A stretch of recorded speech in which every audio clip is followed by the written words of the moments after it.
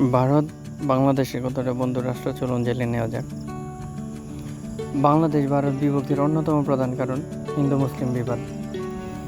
আর তাছাড়া হায়দ্রাবাদ ও কাশ্মীরের যে পরিণতি পরবর্তীতে হয়েছে তা মুসলিম নেতারা আগে থেকে অনুধাবন করতে পেরেছিলেন।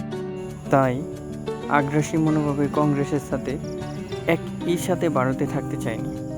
তাছাড়া সমগ্র ভারত জুড়ে হিন্দু মুসলিম দাঙ্গার জন্য মুসলিমরা নিরাপত্তাহীনতায় পড়েছিল এবং 1946 সালে একসাথে অসংখ্য মুসলিম হত্যা করার ফলে দেশভাগ অনিবার্য হয়ে ওঠে। নদীমুখে বাঁধ নির্মাণ ভারতের অন্যতম আরেকটি কূটনৈতিক কৌশল বাংলাদেশকে মরুকরণ করার জন্য। বাংলাদেশ ভারত অভিন্ন 54টি নদীর মাঝে 47টিতে প্রায় 500-এরও অধিক বাঁধ নির্মাণ করেছে এবং তারা নদী শাসন করে আসছে, যার অধিকাংশ বাঁধ অলাভজনক, শুধুমাত্র আমাদের ক্ষতি করার জন্য নির্মাণ করে রেখেছে। এই বাঁধ নির্মাণের ফলে দেশের উত্তর অঞ্চলে পানির স্তর নিচে নেমে যাচ্ছে।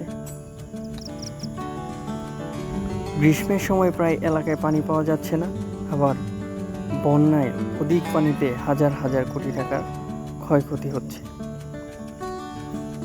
ভারত বাংলাদেশ দুটি আলাদা রাষ্ট্র ঘোষণা করলেও ওই দুই দেশের সীমান্তবর্তী জনগণ ততটা আলাদা নয়। বিশেষ করে পশ্চিমবঙ্গ এবং আসাম সীমান্তে হাজার হাজার পরিবার কৃত্রিমভাবে আলাদা হয়ে আছে।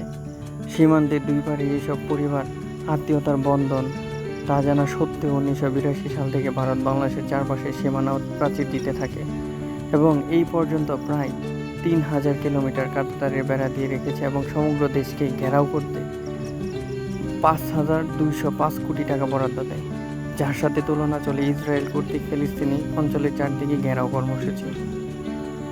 অথচ এই সব জানার পরেও আমাদের নীতি নির্ধারকেরা ভারতের সাথে করিডোর দেওয়ার পক্ষে অবস্থান নিয়েছে। আর এসব করিডোরের মধ্যে বাংলাদেশ ভারতের মাঝে 7টি সড়ক রুট, 6টি রেল রুট, 3টি নৌ রুট ও স্থলবন্দরের জন্য 7টি স্থান নির্ধারণ করেছে।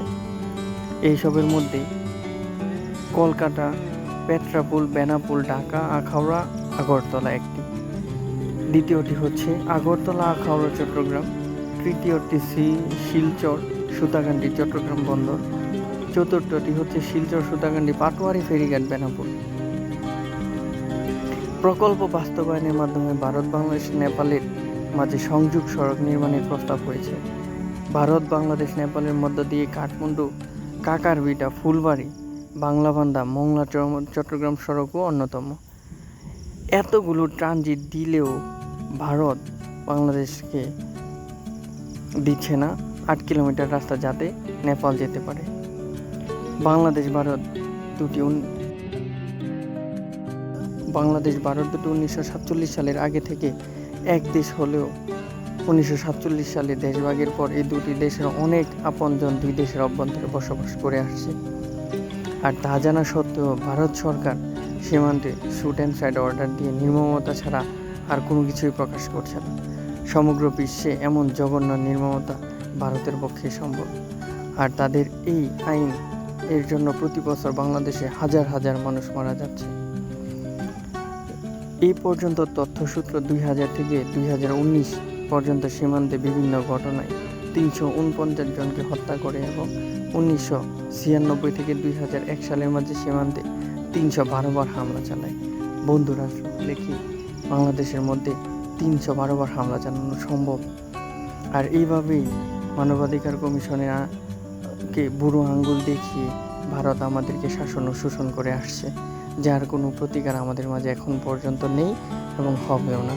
আমাদের দেশের মানুষ সোচ্চার না হওয়া পর্যন্ত ভারত এভাবে আমাদের উপর আগ্রাসী মনোভাবে শাসন চালিয়ে যাবে।